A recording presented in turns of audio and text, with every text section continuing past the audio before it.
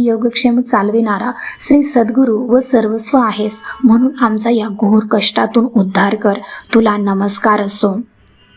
पाप दाप व्याधी म्यादेचं दैन्य भीती क्लेशम तम हराशु तत्वज्ञम त्रातारणो विशेषा जुरते घोरात कष्ट दुर्धनस मानमस्ते.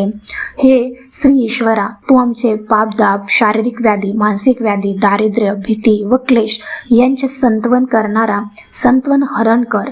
हे पीडानाशका, तुझ्या वाचून अन्य रक्षण करता आम्हाला दिसत नाही, याकरिता आमचा या घोर कष्टातून उद्धार कर. तुला नमस्कार असो. नान्यस्त्रातानापि दातान भरता ततो देवदम शरण्य गयता कुर्वार्त्रे अनुग्रह पूर्ण राहते घोरात कष्टात दुर्धनस मानमस्ते. हे देवा, आम्हास तुझ्याहून दुसरा रक्षण करता नाही, दाता नाही, स्वामी नाही. तू शरणागत रक्षक व दुःख हरता आहेस. हे अत्रेया, आमच्यावर अनुग्रह कर. हे पूर्ण कामा, घोर संकटापासून आमचा उद्धार कर. तुला नमस्कार असो. धर्मे प्रीती सन्मती देव भक्तिम सत्संगाप्ती देही भुक्तीच मुक्तिम भावासक्ती चाखिलानंद मूर्ते घोरात कष्टा दुर्धनस मानमस्ते. हे अखिलानंदकार मूर्ते श्रीदेवा, आम्हाला धर्माच्या ठिकाणी प्रीती, सद्बुद्धी, सत्संग भक्ती, मुक्ती व भावाच्या ठिकाणी आसक्ती देऊन सर्व घोर कष्टातून आमचा उद्धार कर. तुझी चरणाविंदी आमचे शतशः प्रणाम असोत. श्लोक पंचकमदत्त लोक मंगलवर्धनम प्रपंटे नियत भक्त्यास श्री दत्त प्रियो भवेत. श्री सद्गुरू महाराज म्हणतात, सर्वांचे कल्याण करणारे हे श्लोक पंचक नियमपूर्वक नित्य भक्तिभावाने जो पठन करेल तो मनुष्य श्री दत्त महाराजांना अत्यंत प्रिय होईल. श्री दत्त महाराजांचा हे उत्तरोत्तर या भक्ताला प्रिय होतील. श्री दत्त महाराजही उत्तरोत्तर त्या भक्ताला प्रिय होतील असा माझा आशीर्वाद आहे. आणि इथेच हे घोर संकट निवारण स्तोत्र संपूर्ण होत आहे. असा या पूर्ण वाक्याचा, पूर्ण कडव्यांचा अर्थ होत आहे. तुम्हाला हे घोरकष्टधरण स्तोत्र अर्थासहित संपूर्ण सांगितलेलं आहे.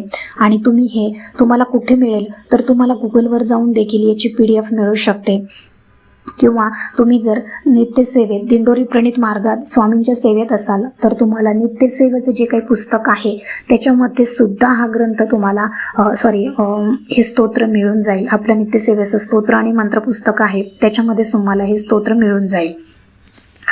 तर अतिशय सुंदर असं आहे. पहिल्यांदा जे नवीन सेवेकरी आहेत त्यांना वाचायला थोडंसं अवघड जाईल, पण एकदा तुम्ही रोज वाचायला लागले ना तर तुम्हाला काहीच अवघड वाटणार नाही. एका पॉईंटला असं होऊन जातं, ते पाठांतर होतं.